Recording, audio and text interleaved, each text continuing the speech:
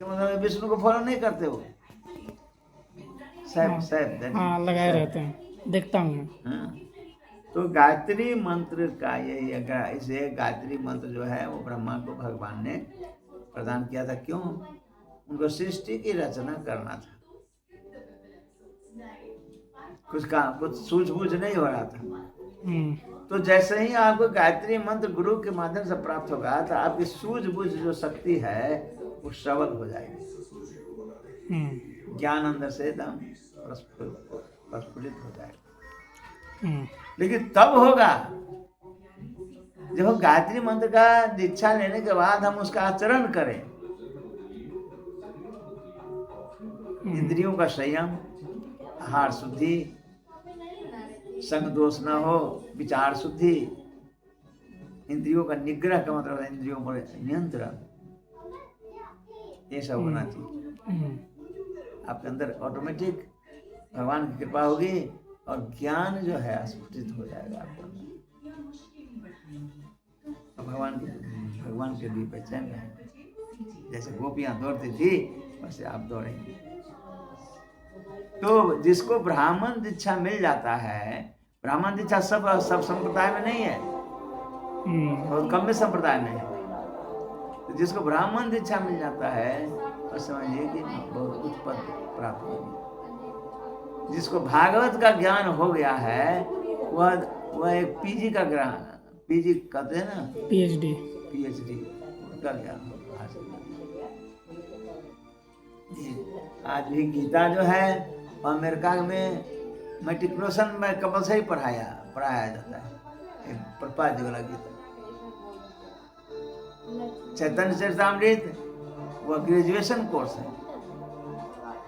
गीता हो गया master PG, Gita हो गया मैट्रिक, और चैतन्य चरितामृत हो गया वो ग्रेजुएशन, और भागवत हो गया पीएचडी पीजी। तीनों को जो आदमी तीनों को ज्ञान अर्जित कर लिया, मामूली आदमी कैसे होगा? मतलब भगवान का चिंतन करता है। अगर ऐसा नहीं होता तो आज देख रहे हैं कि इस्कॉन के अंदर बड़े बड़े IITian सब आकर के करोड़ों का पैकेज छोड़ करके और इस रास्ते को क्यों चुना? क्योंकि जीवन का उद्देश्य वो समझ गए क्या है। सारा संसार चिंतित है। आपको है पढ़ाई की चिंता, टेस्ट देंगे उसकी चिंता, किसी को घर की चिंता, किसी को खाने की चिंता, किसी को इंद्रिय तृप्ति कैसे हो उसकी चिंता। माने सारा संसार चिंताग्रस्त है, पर असली चिंता किसी को नहीं है। तब आप असली चिंता से जब भटक जाते हैं तो सब नकली चिंता से आप इतना त्रस्त हो जाते हैं कि लाइफ आपका एकदम चौपट हो जाता है, स्पाइल हो जाता है। ये जितनी चिंताएं हैं भौतिक जगत की कभी खत्म नहीं होने वाला, ये आपको चौपट करने वाला है, नरक की ओर ले ढकलने वाला है। चाहे एजुकेशन हो या कर्म हो। अग्नि में अगर घी डालेंगे तो धधकेगा कि बुझेगा? धधकेगा।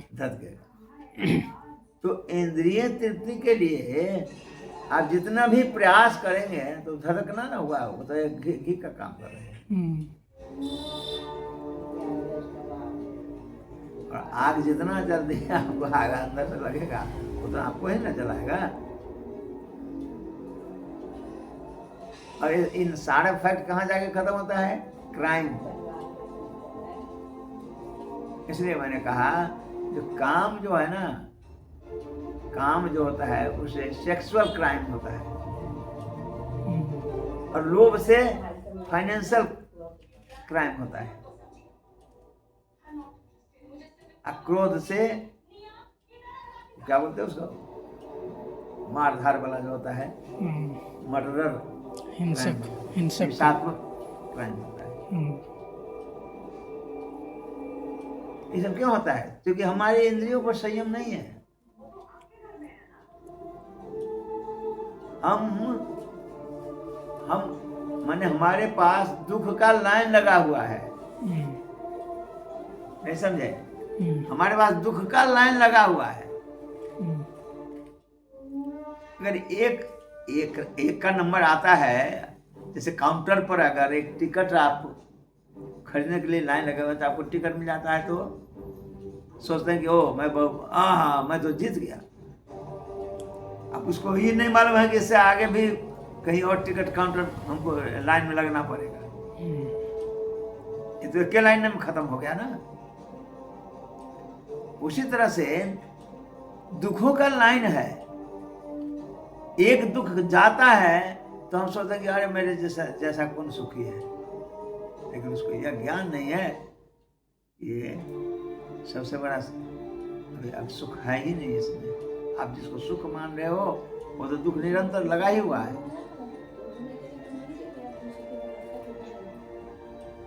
यही हमारे कहना कि थोड़ा सा सॉल्व हो गया बस सुख। Like that.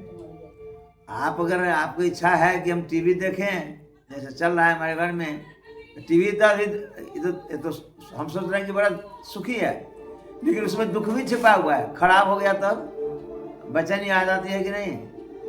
कोई इस चैनल नहीं पकड़ रहा है तो दुखी कर रहा है कि नहीं कर रहा है? कहाँ सुख है? तो सुख कहाँ है?